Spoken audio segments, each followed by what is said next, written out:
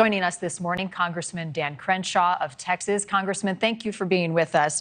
The drug problem and the situation at the border is critical. It is timely, and I want to talk about that in a moment. But I do want to start with the State Department this morning releasing a warning, reemphasizing travel for Americans heading to Mexico, given the threat that the drug cartels pose. A reaction to that warning ahead of spring break travel for many Americans traveling to Mexico and elsewhere. Yeah, it's not surprising. Look, these two topics are related, the fentanyl crisis and the Mexican drug cartels. The drug cartels facilitate the fentanyl crisis. It comes from mainly from two cartels, the Sinaloa cartel and the Jalisco cartel. So, in the past, we've looked at the drug problem very holistically. It comes from everywhere. People want drugs like cocaine and heroin. They make them feel good. They have parties with them. It's a very difficult problem to solve. This is different. Fentanyl is different because it's actually being used to poison Americans. This is a poisoning problem more than it is a drug problem. It comes from these cartels, and they get the basic components for fentanyl from China. So this connection is very clear. And what frustrates me, what angers me, frankly, about what Biden did at the State of the Union and what he continues to do is pretend that all of these subjects are not related. He talked about the fentanyl crisis, as he should at the State of the Union, but he never drew that line from them to the actual cartels.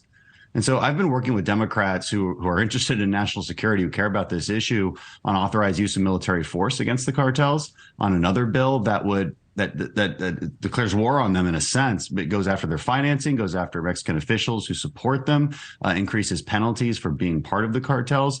It treats them like a terrorist organization legally without calling them a terrorist organization.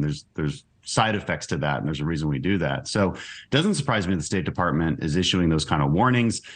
These are some of the most dangerous people in the world, the Mexican drug cartels. They're the most well-armed, well-trained, well-funded, and they're right there at our border.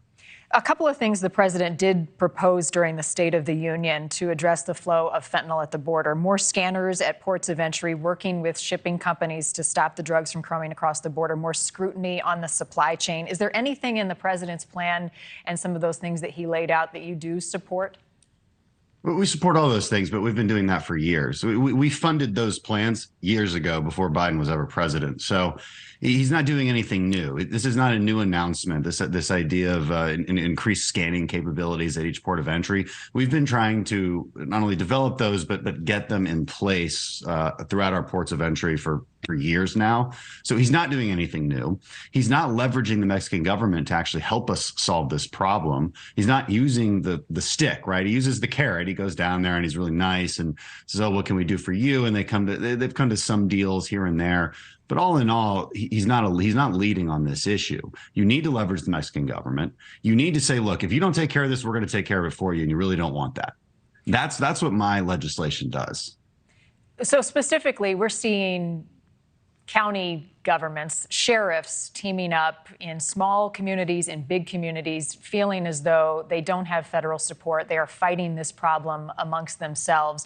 They're trying to push the cartels and some of the violence from one community to another where they're more equipped to deal with it. Do you feel as though the solution is falling on the backs of local law enforcement that are ill-equipped to deal with it? What is your message to communities as far north as Billings, Montana, that are seeing the cartels show up at their front door? Yeah, I mean, it's terrifying. You're seeing it everywhere. There is no local law enforcement in any county except maybe the major cities that are equipped to deal with cartel activity. Nobody is. And so if we don't holistically and in a bipartisan way look at this as a common enemy with federal support, even military support, then we're going to lose this battle. It really is as simple as that. And this doesn't have to be partisan. There's a reason that I've made the legislation that I've promoted. I've made it separate from immigration reform. I've made it separate from border security reform, because I want this to be bipartisan. This is truly a common enemy that we need to face together as Americans, and they need federal support, especially in Texas. I mean, our border counties are definitely ill-equipped. It's not just police. It's not just law enforcement. It's our hospitals. It's our schools. All kinds of public services are overwhelmed by the mass migration, which again is facilitated by the cartels. The cartels are at the heart of all of these problems, whether it's mass migration or whether it's the fentanyl crisis. It's all the same. Real quickly, while I've got you, and I'm hearing Nikki Haley is about to take the stage in Charleston, South Carolina, but you are among a group of Republicans calling for Homeland Security Secretary Alejandro Mayorkas to be impeached. On what grounds do you think he has broken the law, and does this help solve the problem if we need bipartisan support to come up with a solution? Sure. So the answer would be refusal to actually enforce the laws passed by Congress. When you look at our Constitution, it says very specifically that the executive branch has a duty to follow and execute the laws passed by Congress. When you fail in that duty, and purposefully so, it's one thing to do it out of incompetence. It's one thing to do it because it was too hard to enforce, whatever the issue is. This is willful negligence of those laws. And those laws specifically are crossing illegal under U.S. Code 8 of U.S. Code. So it's actually a really simple argument here. It's willful negligence. Well, but how does that help solve the problem? I mean, you're essentially saying incompetence is an impeachable offense, but how do you reach a bipartisan solution if you're just kicking people out and you're not coming to the table with a discussion on how we fix it? Yeah. Well, no, it's more than negligence. Well, it's more than incompetence. Sorry, it's willful. It's done on purpose. What did he do? Again, what did he do on purpose specifically?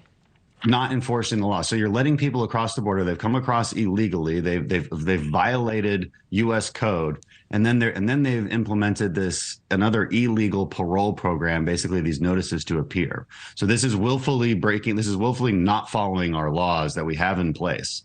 You know, it's often said you don't necessarily need to change a whole lot of laws, whether it's on our asylum process or border laws, to fix this problem.